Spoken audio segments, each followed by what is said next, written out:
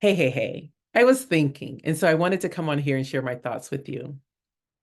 This past week was crazy here in Cleveland, Ohio. It started with the Cleveland International Film Festival, where people came from all over the world to watch film.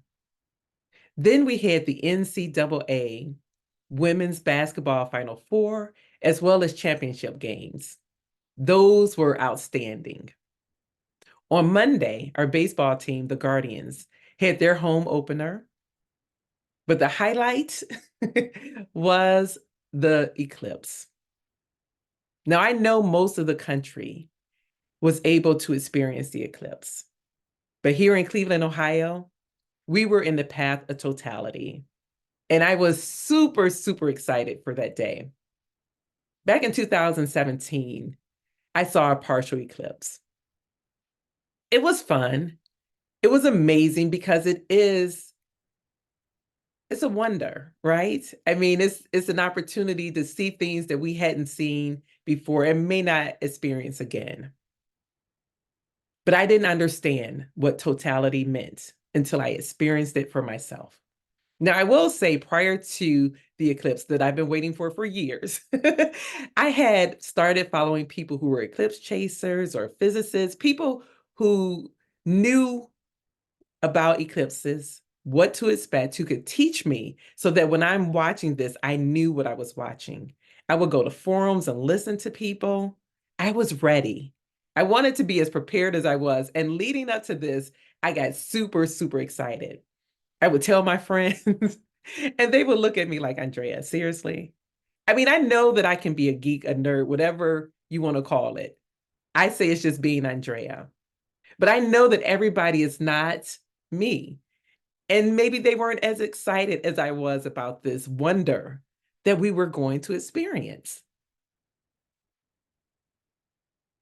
I looked at the weather for weeks in advance, praying like, please let us have clear skies so that we can see this thing because it's a once in a lifetime thing. If you get to see it more than once, that is truly being blessed because most people won't have the opportunity to experience this at all, and especially experience it more than once.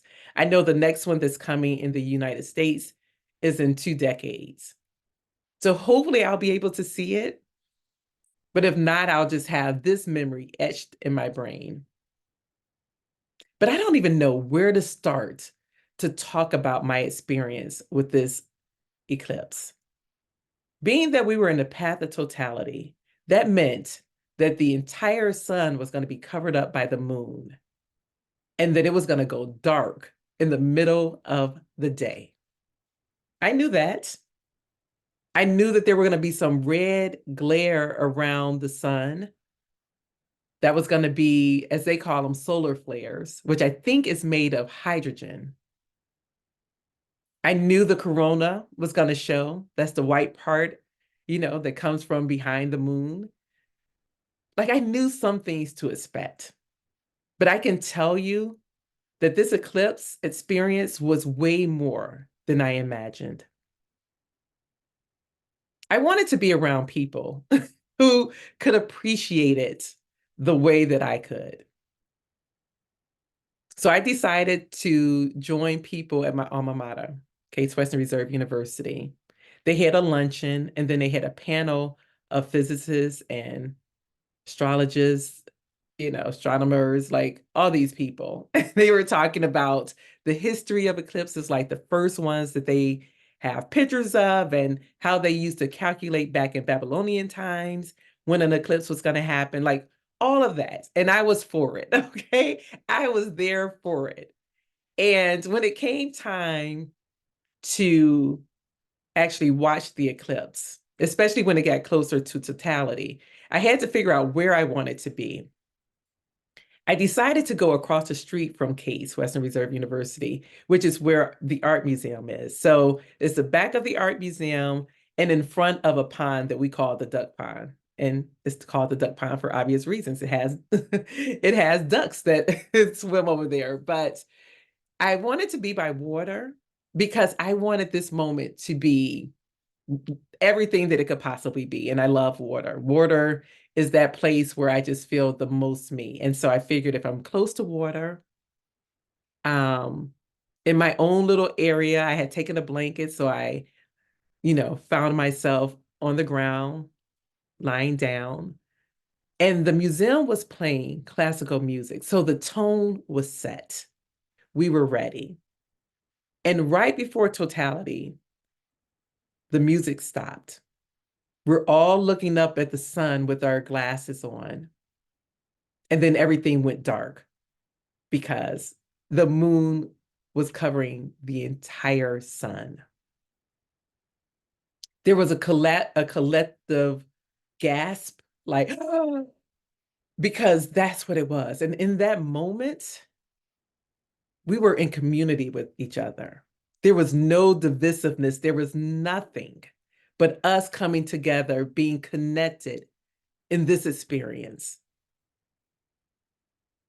Egos put aside because you realize how small you are in the big scheme of everything. We are little, little, little. I didn't know how I would feel, but all I know is that I could not stop crying. I was not expecting to cry. That was not how I went into this thing, but I could not stop because it was spiritual. It was transcendental for me. To be there in totality, to be there in darkness in the middle of the afternoon, I sat there and wanted to take it all in, all 3 minutes and 49 seconds. I looked around. I saw on the horizon where it looked like the sun was rising or setting, whichever one you want to say, but you could see it in the horizon everywhere you turned, everywhere. That was the most present I've ever been intentionally. And it was such a wonderful experience. It was awe-inspiring. That's all I could really say. I don't even know how else to describe it. But for that 3 minutes and 49 seconds, I tried to get the most out of that experience and to etch it in my memory. I was able to see Venus. I knew to look for that because I had gone to the forums and I knew that Jupiter was going to be able to be seen. I didn't see Jupiter with my eyes, but like I said, I saw the solar flares. I saw the corona. I saw the big bright light that came once totality was over, which was an indication to put back on my glasses. But I just did not know it would feel like that. I didn't know. And now I understand why people who are eclipse chasers say, you have to do this. It's a celestial wonder. It's the time that we can see on Earth what people see out in space. I've always wanted to be an astronaut. If somebody was to pay for me to go on one of those rockets to go out in space, I would be there. Like, I would love that vantage point to experience it. But it was a sense of awe and wonder. And like I said, a transcendent experience. One that I hope to experience again. Someone wrote on my Facebook page, like, I wish it could happen again tomorrow. And I felt that because that is how I just want to experience it one more time. I don't want it to be something that happens all the time because we would not appreciate it. I live here in Cleveland, Ohio, which is right on Lake Erie. We have the most beautiful sunsets where you can see the sun dipping into the water. Yet most people don't even take time to go see it. So if eclipse was something that happened all the time, we wouldn't appreciate it. But I do want it one more time, just one more. But I just wanted to come on here because to me, this experience was one of awakening again, a renewal, of realizing that even in my little small self,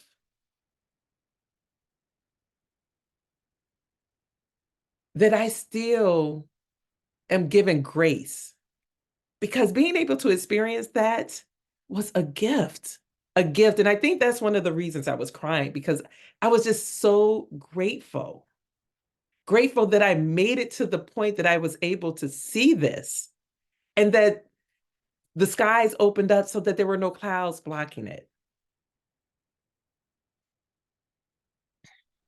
I wish for each one of you to experience this if you hadn't. I wish that for you. But more than that, I wish for you to experience whatever it is that you want, whatever it is you desire. I want you to experience that. That is my prayer for myself, and is my prayer for you as well. I cannot let that experience just go by without me feeling changed or being changed, for being able to have that spiritual moment unlike anything that I've experienced before. By the time I got home, I was exhausted. I don't know if the eclipse took my energy or if it was because I was so hyped and in anticipation for this thing that I may have exerted too much energy before it came, but it was wonderful to experience. And I just hope that you get the opportunity to do so if you didn't this time around.